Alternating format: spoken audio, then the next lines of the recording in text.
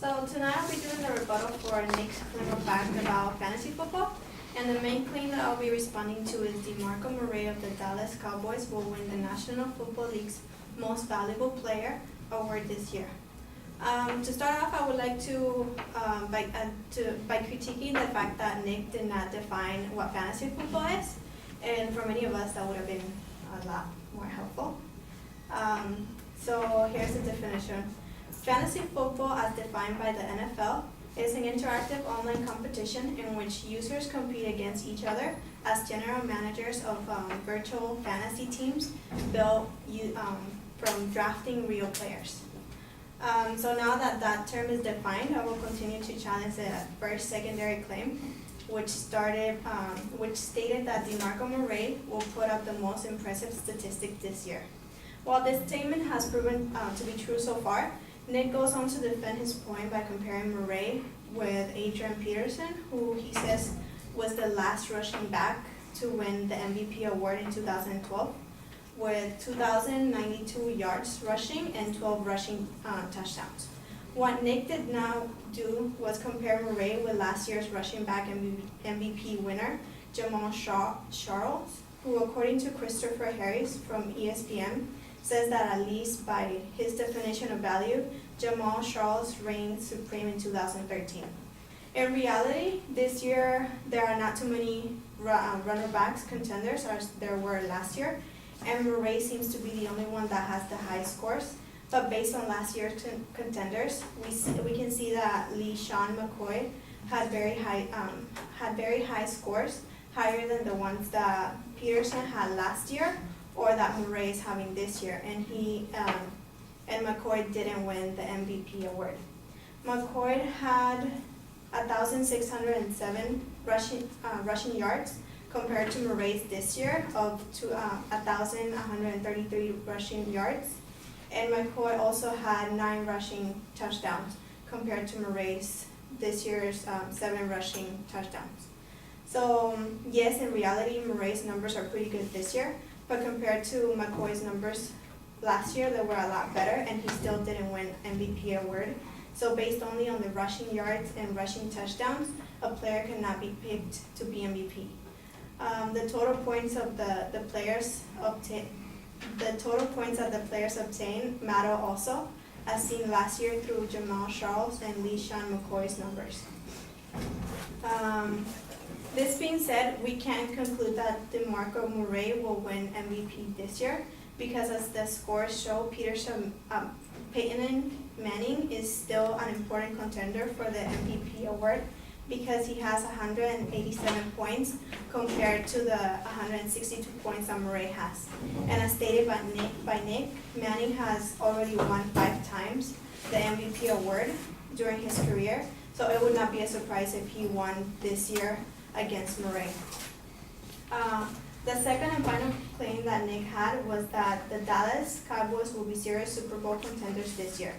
He failed to mention that even though the team is performing well right now, the team has injured key players who raised the success of the team as a whole.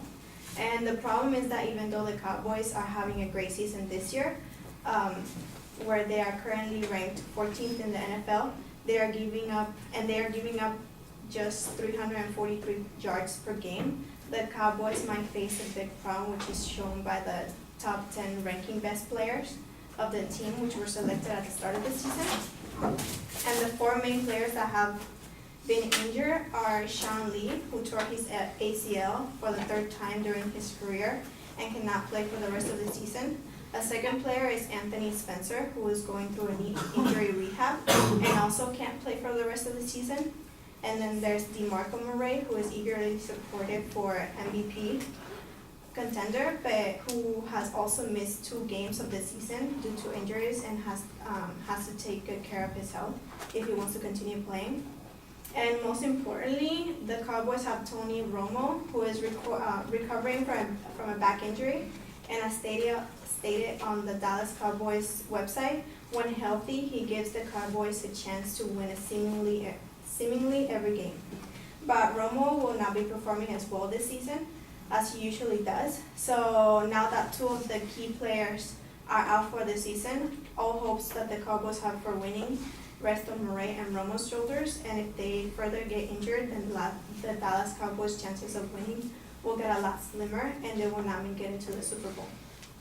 So in conclusion, the fact that DeMarco Murray has high rushing yards and rushing touchdown scores does not mean that he will win the MVP award. Other facts need to be taken into considerations, like the final points.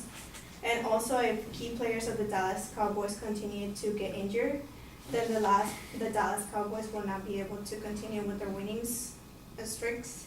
In turn, DeMarco Murray will not get his MVP award for the year of 2014.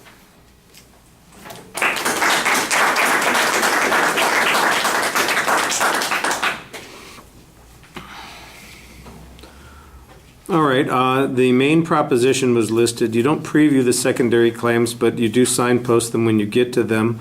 There's a discussion of fantasy football, and I don't remember that was a critical issue in the advocate's claim, and it sounds to me like there's a point total that's being affiliated with the fantasy scores that you're including in this process, and I don't remember if the advocate dealt with those fantasy numbers also. If they did, then I think several of the comparisons that you make are pretty advantageous.